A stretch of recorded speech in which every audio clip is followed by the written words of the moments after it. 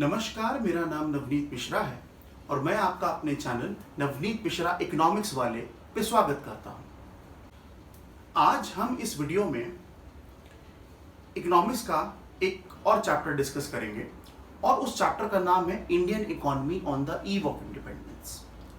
यानी कि सबसे पहले इस चैप्टर की शुरुआत करने से पहले हम ये समझते हैं कि आखिरकार इस चैप्टर का जो नाम है उसका मतलब क्या है। यानी कि जो नाम हम पढ़ रहे हैं Indian economy on the eve of independence, तो उसका मतलब क्या है। जब भी मैं ये नाम पढ़ता हूं तो उसमें सबसे जो वर्ड मुझे अपील करता है वो वर्ड है eve, Indian economy on the eve of independence. अच्छा, भी ईव क्या है?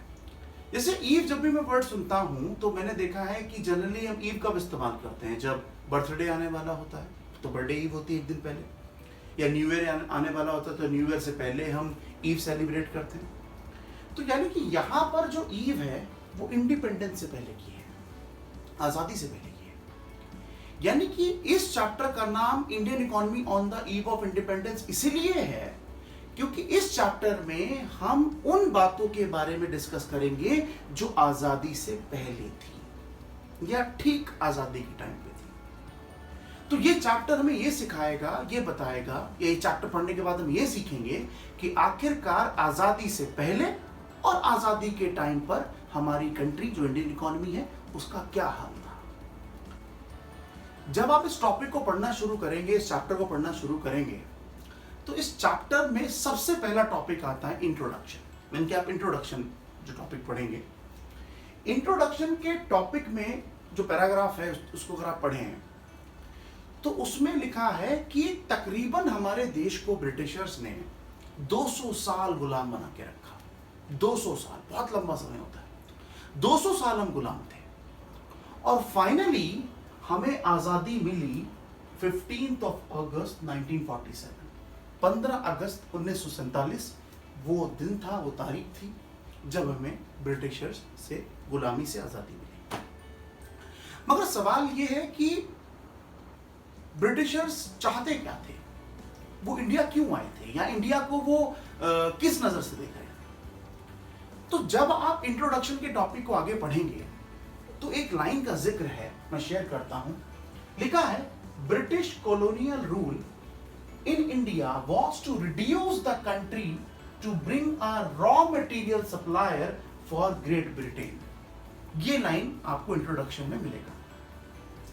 इस लाइन का मतलब क्या है?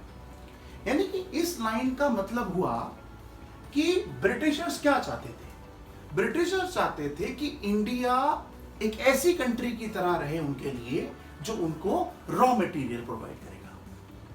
यानी कि जो ग्रेट ब्रिटेन है, जो उनकी कंट्री है ब्रिटेन, उसको अगर रॉ मटेरियल की जरूरत है तो रॉ मटेरियल कौन प्रोवाइड करेगा? इंडिया प्रोवाइड करेगा। तो वो इंडिया को एक ऐसी कंट्री की तरह देख रहे थे जो रॉ मटेरियल उनकी ब्रिटेन को प्रोवाइड करेगा। ऐसा क्यों था? वो रॉ मटेरियल की तरह में क्यों देख रहे थे? उसका रीजन ये था कि इंडिया के बहुत सारे लोग, आजादी से पहले, आजादी के बाद भी बहुत सारे लोग एग्रीकल्चर सेक्टर से पे डिपेंड करते थे। इनके बहुत सारे लोग एग्रीकल्चर सेक्टर में काम करते थे, बहुत ज्यादा इन्वॉल्वमेंट था। तो जिसकी वजह से क्या था कि उनको लगता था कि ये अच्छी कंट्री है, एरिया भी हमारे पास बहुत सारा, आजादी से पहले तो ना तो पाकिस्तान था ना बांग्लादेश था, ये सब इंडिया का हिस्सा था, तो लैंड बहुत थी हमारे पास। तो उनको लगता था कि इंडिया एक ऐसी कंट्री है जो कि एग्रीकल्चर पे डिपेंडेंट है, तो हमें अच्छे से रॉ मटेरियल अगर कोई कंट्री दे सकती है तो वो इंडिया है।